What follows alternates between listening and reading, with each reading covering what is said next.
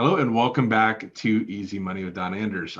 This is part of our series with Heather Schreiber. Heather is a Social Security expert that consults financial advisors and CPAs on Social Security benefits.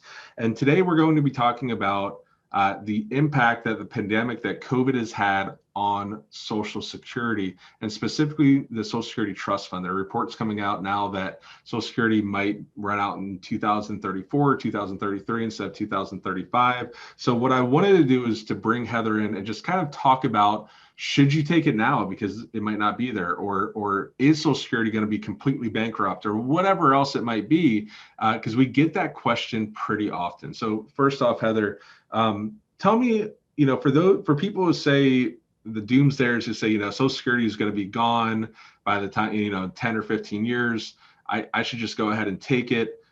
Tell me what your response to that would be.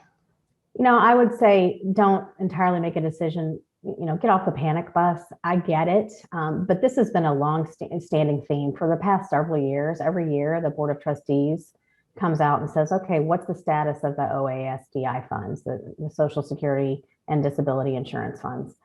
This year was not that different than the years prior, although with one big caveat, in that the report specifically caveated that it did not take into account any effects of the pandemic. So is that significant? It can be, yes.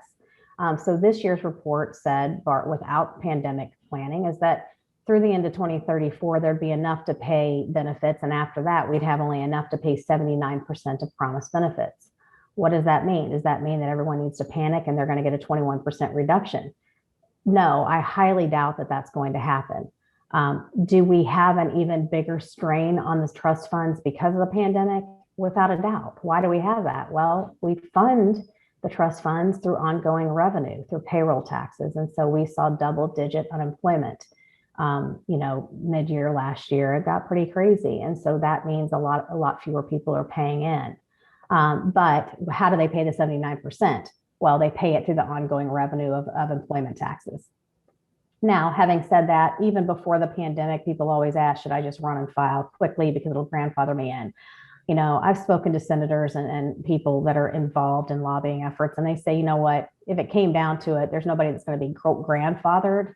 But everybody, including the former Social Security, Andrew Saul, all of them have said, this is not something that you need to be worried about, particularly if you're either approaching or already receiving Social Security, that this is likely going to be shored up through higher payroll taxes. That's what I suspect will happen. In fact, the current administration has spoken very loudly about saying, hey, Social Security taxes, FICA taxes are only paid this year on the first $142,800 of benefits.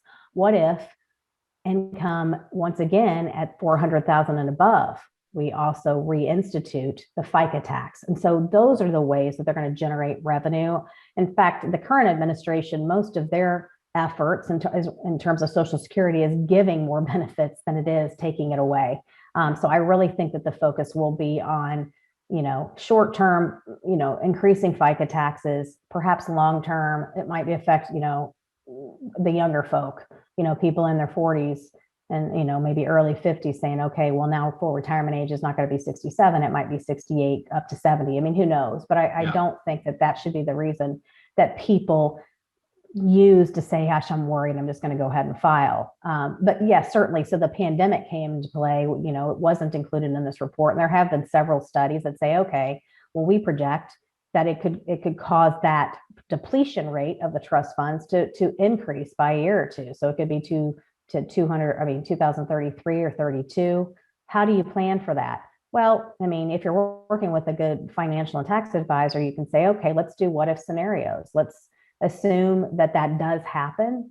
Again, I personally don't think it will, but let's assume it does. Do we say, okay, if we do experience a 21% reduction in our benefits at X date, how are we going to make up for that? Let's have a contingency plan. It's always about planning, and ideally pre-planning, because the reality is most people rely on Social Security for at least half of their income. That wasn't what it was designed to do. And so this sort of begs the conversation to say, okay, how do we combat? That's a risk, right? A risk, just like tax is a risk. Longevity is a risk in retirement. The risk of of a reduction in benefits. That's a risk that needs to be planned for. And so I think for, pre-planning, saving more, working longer, all of those things are going to do fare well in helping someone navigate. I agree. I personally don't think if you're 55 plus or even 50 plus, I don't see things really changing for you. I think the way that they're going to adjust it, maybe they don't give as much of a COLA.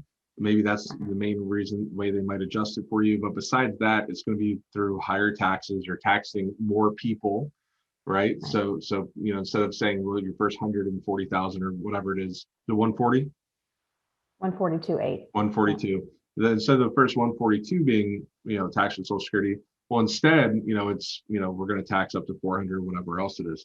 But I agree. I think the main thing will be for the younger people. A study just came out that said that 50% of everyone born today will live to be 105.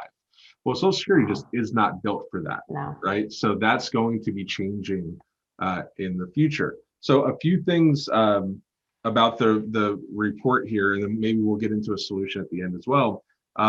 So they talked about how number one, we went up to double-digit unemployment, and people are still collecting unemployment, right? That's a big talking piece right now, where people are saying, well, people don't want to go back to work because they make more money unemployed than not.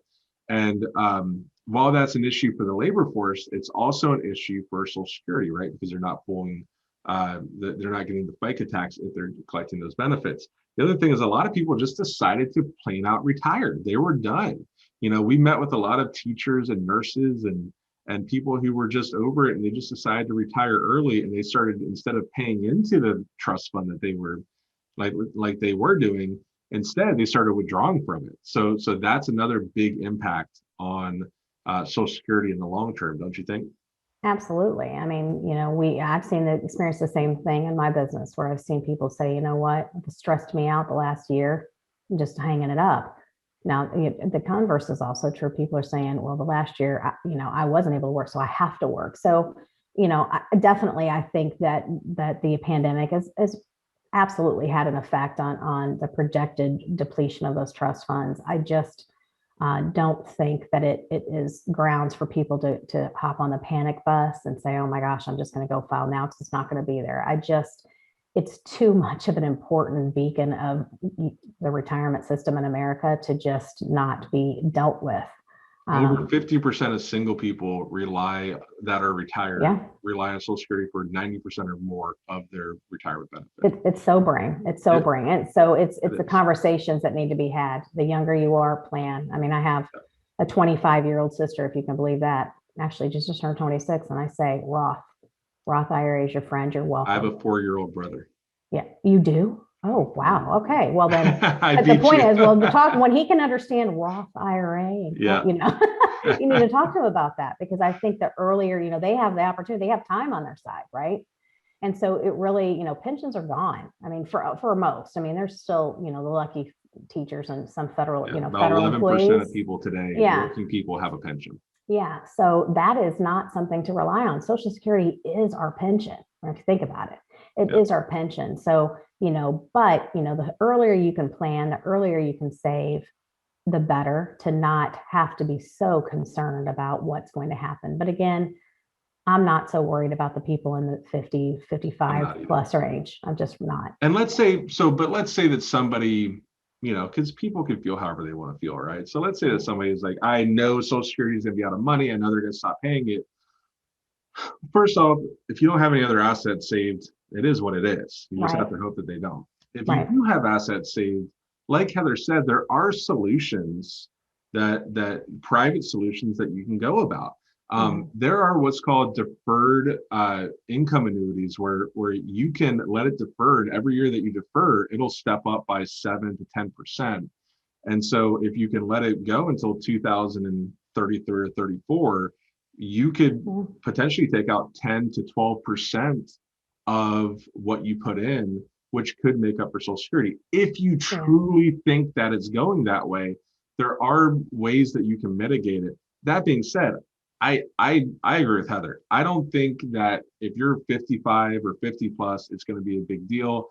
If you're younger, if you're watching this, most of our viewers are 55 plus, but if you're younger and you're watching this, you know, start saving, you know, and, you know, if you want to retire before 70, you know, you should probably start saving because there's a decent chance that they'll change to make it last. So thank you so much, Heather. I appreciate it. I look forward to our next video and have a good day. You too. Thank you so much for watching my video. I hope you enjoyed my interview with Heather. If you click here, that is the full playlist with all of the videos that I did with Heather about Social Security. And then if you click here, you can go ahead and subscribe for more content just like this. We focus on retirement planning. We focus on making investments easy.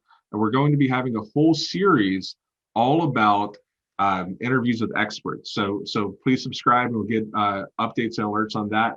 Also, Heather has a newsletter that if you'd like to subscribe to learn more about Social Security, you can do that. We're going to link that down in the description below. Thank you so much. Have a great day.